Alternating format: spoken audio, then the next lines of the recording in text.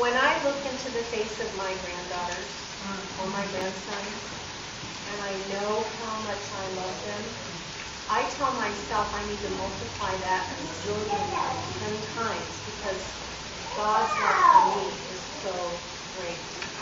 And so looking into the face of those kids, I just understand how precious I am to Him, because those kids are so precious to me. Susan. The question is how to connect with God? Yeah. That's it.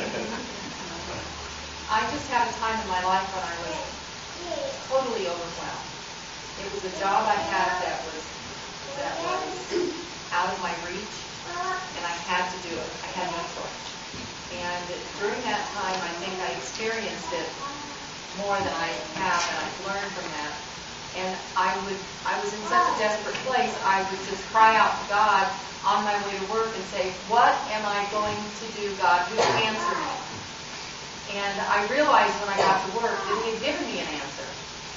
And I realized also that I used to think that when God would say something to me that was positive, I would push it aside as if I was fantasizing and if I was living in a dream world. And that's just too good to be true. It's just fantasy. And God showed me one time that I really did have a creative imagination. I could imagine worst case scenario anytime. And would you please listen to me, He said, when I give you a positive thought. And it made a difference in that job. It was a very simple answer. He told me that day, focus on the computer. And I got the work done. I got it put in place. It kept me organized. It kept me focused. It was such a simple thing, and it was not a voice like, you should. It wasn't a voice, oh, wow, I've got the answer. It was this calm voice that just said, do this.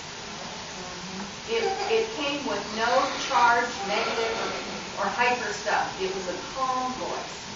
And it was really, and I really learned from that, at least in my personal experience, that He speaks to us with a, wouldn't it be a good idea, do this, and He takes away that guilt and that shame and that hyper excitement. And just He speaks to me right where I am. Like the Holy Spirit in Genesis says, and He hovers over the face of the earth. I think that the Holy Spirit hovers over us, asking us to listen to Him and watching what we're going to do. And gets excited when we hear that little voice. I've said that.